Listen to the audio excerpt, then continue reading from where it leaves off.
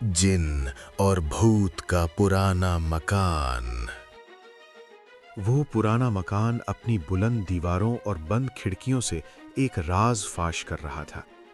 شہر سے دور ویرانے میں کھڑے اس مکان کی فصلیں پھپھوندی زدہ تھیں اور دروازے پر لگا تالا زنگ آلود ہو چکا تھا۔ احمد نے وہ تالا اپنی وراثت میں پایا تھا، ایک ایسا تحفہ جو اس کی قسمت میں لکھا تھا۔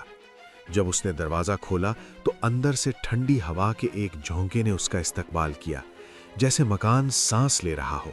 پہلی رات وہیں گزارنے کا فیصلہ اس کی زندگی کا سب سے بڑا غلط فیصلہ ثابت ہونے والا تھا۔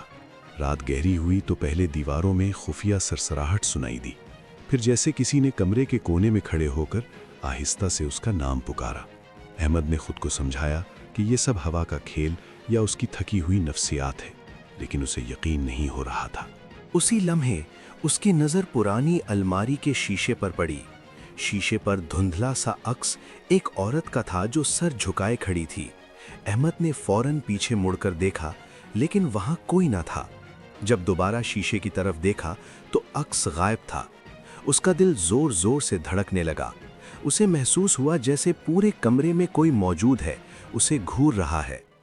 پھر اچانک ایک بھاری سانس کی آواز اس کے کان کے قریب سے گزری، ایسی آواز جیسے کوئی بہت بڑا جانور سانس لے رہا ہو۔ ساتھ ہی کمرے کا درجہ حرارت یکدم اتنا گر گیا کہ احمد کے سامنے سے اس کی سانسوں کا بخار بن کر اٹھنے لگا۔ وہ بستر پر جم کر بیٹھ گیا، آنکھیں پھاڑ پھاڑ کر تاریکی میں دیکھنے لگا۔ اس کے جسم کے رونگٹے کھڑے ہو گئے تھے۔ جو یہاں رہتا ہے وہ تنہائی پسند نہیں کرتا۔ ایک خوفناک، بھاری اور دو پرے لہجے میں آواز آئی۔ یہ آواز کسی ایک سمت سے نہیں بلکہ پورے کمرے کی دیواروں سے ابلتی ہوئی محسوس ہوئی۔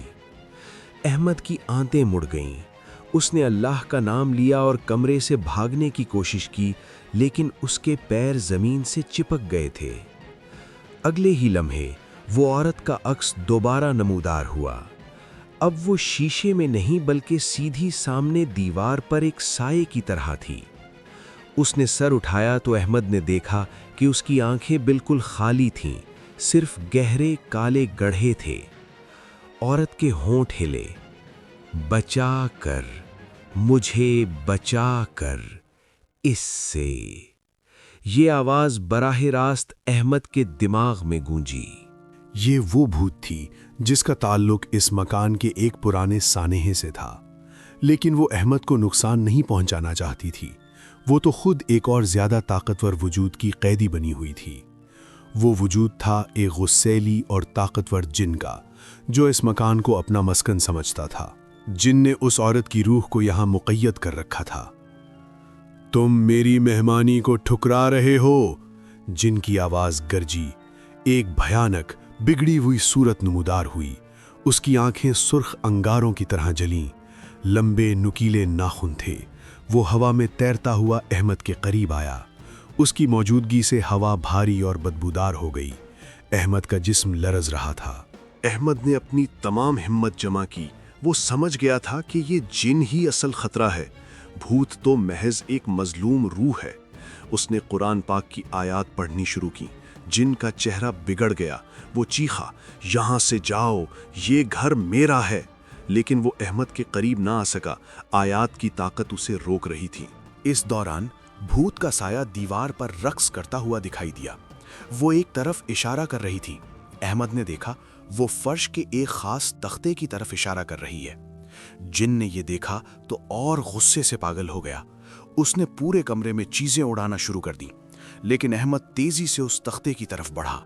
تختہ ہلایا تو وہ ڈھیلا نکلا۔ نیچے ایک پرانا ڈبہ تھا، اس میں ایک پرانی ڈائری اور ایک زنگ آلودہ چابی تھی۔ ڈائری میں اس عورت کی مکمل کہانی درج تھی۔ وہ اس مکان کی مالکن تھی جسے اسی جن نے قتل کر دیا تھا۔ چابی مکان کے زیریں تہہ خانے کے کمرے کی تھی جہاں جن کا اصل ٹھکانہ تھا۔ جن نے خوفناک دھاڑ ماری اور پورا مکان لرزنے لگا۔ احمد نے ڈائری میں لکھی ایک دعا پڑھی جو کسی بزرگ نے اس عورت کو تحریر کی تھی۔ اس دعا کا اثر جن پر بجلی کی طرح گرا۔ وہ چیختا ہوا پیچھے ہٹا۔ احمد موقع دیکھ کر تہہ خانے کی طرف بھاگا۔ وہ جانتا تھا کہ جن کو وہیں سے ختم کرنا ہوگا۔ تہہ خانے کا دروازہ بند تھا۔ वही पुरानी चाबी उसमें फिट हो गई। दरवाज़ा खुलते ही सड़ांध का एक भयानक तूफान उमड़ आया। अंदर गहरा अंधेरा था। सिर्फ एक जगह पर एक अजीब सी सब्ज रोशनी झिलमिला रही थी।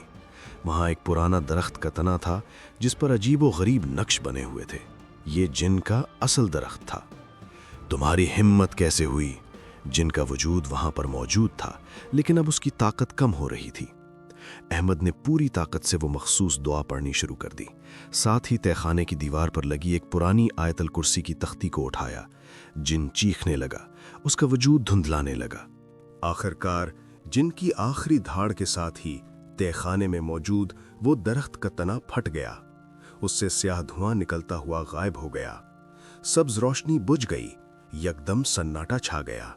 फिर अहमद ने महसूस किया कि तहखाने का दरवाजा खुल गया है और बाहर से सुबह की पहली किरण अंदर आ रही है। ऊपर आकर अहमद ने देखा वो भूत यानी वो औरत खिड़की से बाहर धुंध में खड़ी मुस्कुराती नजर आई।